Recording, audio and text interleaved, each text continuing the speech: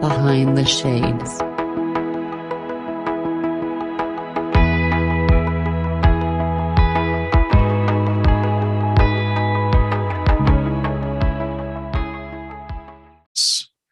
Because even though you may go from dating this woman, now the time that you had with her, you're going to now spend that time with your friends. You're still coming home alone. Different space, for sure. It's a different space.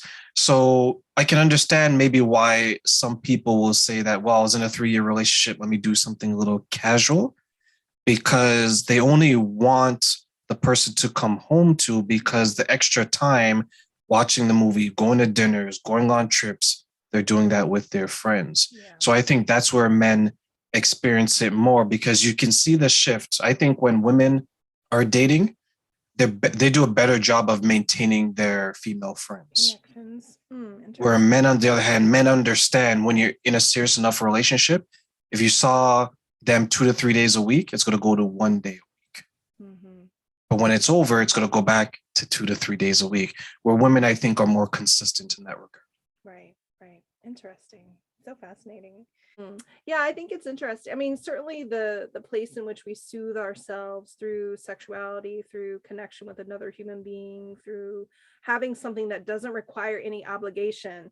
Honey, what I'm like, I don't have to clean up anything after you. You get to leave. Like there's sometimes, right? That's a space in which women are like, oh my gosh, like I just don't want to have to take care of anyone, anything. I just want to have my needs met and then see you later. And so, I think that, but we do have to be careful that we don't bypass the processing of the experience.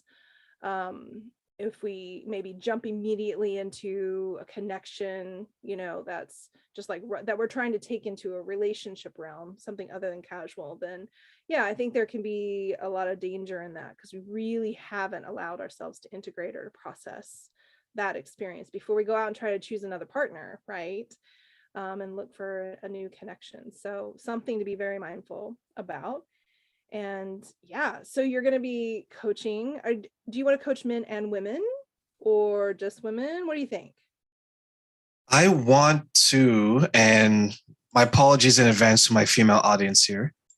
I think men need more of a space. I think there's more programs for women versus men, if I'm going to compare the two. So I want to help men, because I think men have a more difficult time. I'm a man, I don't feel this. No, we feel it. Yeah. No, we cry at home just like everyone else. Women will cry in public, we cry at home. So I think men need that space. So initially I want to start off with men and say, hey, let's have this conversation. It is okay to feel the way you feel without thinking that you're weak. Yes, that's so true. I mean, this is just something we have to constantly battle back against, that feelings and tears are somehow the female forum and feminine, and somehow weaken. I have to tell you something. I like, one of the reasons why I fell in love with my partner was because he cries super easy. Like he just lets himself cry, and he's never apologized for it once, which, this is interesting. I've been paying a lot of attention to people in like real life situations, but sometimes in fictional settings too. They even build it into dialogue of like TV and films. When women start to cry, they might be doing it in public, but they always apologize for it. Just start watching. You'll start to see it happening. Men cry. If they're gonna cry, they cry, and they just fucking cry. They're like, deal with it, I'm crying. There's no apology, there's no taking it back.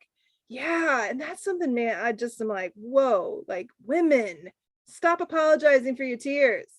Oh man, that's a soapbox I could get onto, but I won't. I don't think anyone should apologize for that, as long as it's reasonable. Like, like there's some people, like their emotional displays, like you're like, oh my God, like, are they okay? Because it's so out there. But yeah, no, I think crying should be normalized. I think it should be something that is okay. And I think for the most part, I think it should be encouraged. Boys and girls cry all the time. Yeah. So why should it change just because you've reached the age of 18, 19, or 20? Yeah, Right? well, Is or more there like the age of 5 or 6, right? I think these messages start super early. I mean, there's certainly a lot that's happening generationally now that's very, very different, which I'm thankful for. I see so many, but certainly still in many parts of the country and the world, right?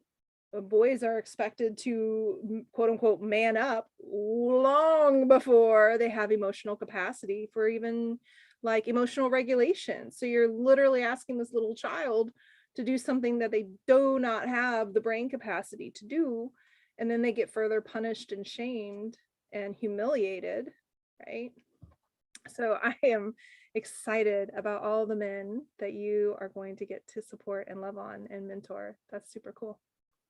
I can't wait. I can't wait. It's a big undertaking, but I think I am ready for it as I'm continuing to prepare myself for it. I'm telling you, when I see that first guy cry, I think I'm going to be like, let me tell you, I'm like, if I don't get a client to cry today, I'm not doing my job. Yeah. but it's going to be like some rugged 6'5", bearded, Yeah.